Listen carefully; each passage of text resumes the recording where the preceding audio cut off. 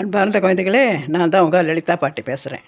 இப்போது நான் நல்ல பலம், தைரியம், இலகிய மனசு எல்லாம் இருக்கிற நரசிம்ம ஸ்லோகம் சொல்லித்தரப்போகிறேன்.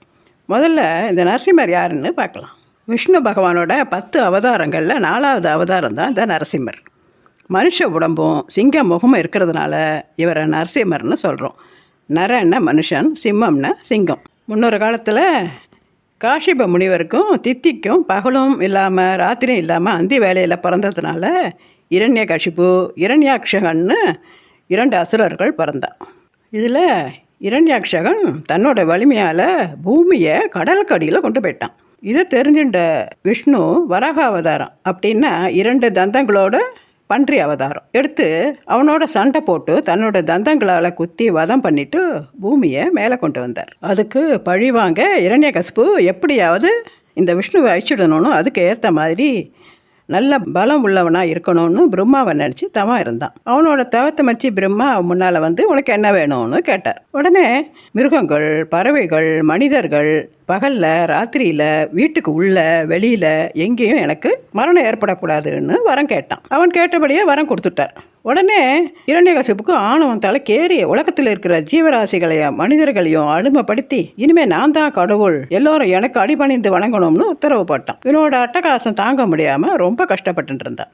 எல்லோரும் இரண்யாய நமகன் தான் சொல்லணும், பகவான் பேரை சொல்லக்கூடாது, அப்படி மீறி சொன்னால் தக்க தண்டனை கிடைக்கும்னு சொல்லிட்டான். இந்த சமயத்தில் இரண்யகசிபு மனைவி கயாது கர்ப்பமானான். அந்த கர்ப்ப காலத்திலேயே நாரத முனிவர் இந்த 7 உலகத்தையும் காப்பாற்றுறவன் ஸ்ரீமன் நாராயணன், எல்லோரையும் காப்பாற்றுற கடவுள்னு சொல்லியே அந்த குழந்தை மனசில் தீராத பக்தியை உண்டு பண்ணி விஷ்ணு பக்தனா மாற்றிட்டார். கயாதுக்கு ஒரு ஆண் குழந்தை பிறந்தது. அந்த குழந்தைக்கு பிரகலாதன்னு பேர் வச்சு அவனை அன்போடும் ஆசையோடும் வளர்த்துட்டு வந்தான். தக்க வயசு வந்தோடனே அசுரகுல தலைவர் சுக்கராச்சாரியரிடம் பல கலைகளை கற்றுக்க அனுப்பினான்.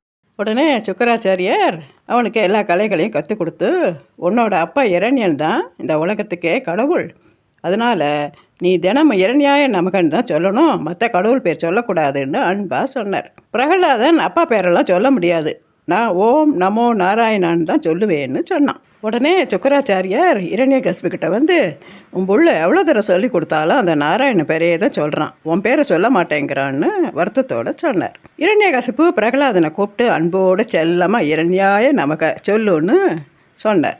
சொன்ன உடனே ஓம் நமோ நாராயணாய நமகன்னு சொல்லிட்டான். இரண்யனுக்கு கோபம் வந்து தன்னோட வேலையாட்களை கூப்பிட்டு இரண்யாய நமகன்னு சொல்கிற வரைக்கும் இவனை சாட்டையால் அடிங்கோன்னு உத்தரவு போட்டான். அப்பவும் நாராயணன் நமகன்னே சொன்னான். அப்புறம் இவனை தூக்கி சமுத்திரத்தில் கொண்டு போடுங்கோன்னு உத்தரவு போட்டான்.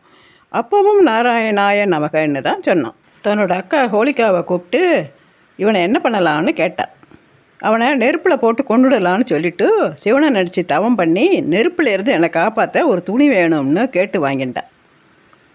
உடனே தம்பிக்கிட்ட வந்து நெருப்பு முட்டை சொல்லி அந்த துணியை போத்தின்ட்டு பிரகலாதனை மடியில் உட்கார வச்சு அவளை சுற்றி நெருப்பு முட்டை சொன்னான். நெருப்பு நன்னா ஜுவாலையோடு எரிஞ்சுது. அவள் போத்தின்ட்டு இருந்த துணி பிரகலாதன் மேலே விழுந்து பிரகலாதன் உயிர் தப்பிச்சிட்டான். ஹோலிகா சாம்பலாயிட்டான். அவளோட நினைவாக தான் ஹோலி பண்டிகை கொண்டாடுறோம். இரண்யகசிபுவன் கடவுள் எங்கே இருக்காருன்னு கேட்க அவர் எங்கும் இருக்கார், தூணிலும் இருப்பார், துரும்பிலும் இருப்பார்னு பதில் சொன்னான். இரண்யகசிபு ரொம்ப கோபம் வந்து அவன் கட்டிய தூணை காட்டி, இந்த தூணில் இருக்கானா உன்னோட நாராயணன்னு எகத்தாளமாக கேட்டான். ஆமாம், இந்த தூணிலும் இருக்கார், அந்த தூணிலும் இருக்காருன்னு சொன்னான். உடனே ரொம்ப ஆக்ரோஷமாக தன்னோட ஆயுதத்தை எடுத்து அந்த தூணை 2ஆக பிளந்த உடனே நரசிம்மர் சிங்கத்தலை, கோர பல்லு, கூர்மையான நகங்கள், மனுஷ உடம்போட நரசிம்மரை வெளியில் வந்து அவனை மடியில் கடத்தி வயத்தை கிழிச்சு கொன்னுட்டார். அவனை கொன்னப்புறமும் நரசிம்மருக்கு கோபம் தனியில்லை. கடைசியில் பிரகலாதன் அவரை வணங்கி கோபத்தை தணித்தான். உலக மக்களுக்கெல்லாம் விடுதலை கிடச்சி நிம்மதியாக இருந்தான். கதை முடிஞ்சிடுத்து. அடுத்த ஸ்லோகத்துக்கு போகலாமா?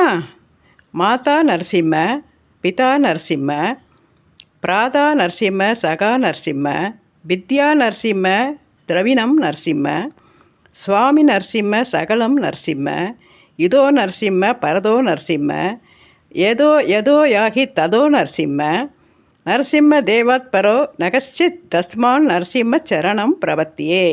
இதுக்கு அர்த்தம் என்னென்ன, என்னை பெற்ற அம்மாவும் அப்பாவும் நீயே, உடன் பிறந்தவனும் நண்பனும் நீயே நரசிம்மா, கல்வி அறிவும் பொன்னும் செல்வமும் நீயே நரசிம்மா, என் எஜமானனும் எனக்கு எல்லாமும் நரசிம்மா, இவ்வுலகும் பரமபதம் இரண்டும் நரசிம்மா, உனக்கு நிகரான தெய்வம் அறியேன், எங்கு சென்றாலும் நீயே நரசிம்மா, உன் திருவடி சரணம் நரசிம்மா. ஓகே குழந்தைகளே, மறக்காமல் சப்ஸ்கிரைப் பண்ணுங்கோ, உங்கள் ஃப்ரெண்ட்ஸுக்கெல்லாம் ஷேர் பண்ணுங்கோ, லைக் பண்ணுங்கோ. அடுத்த ஸ்லோகத்தில் பார்க்கலாம். பை.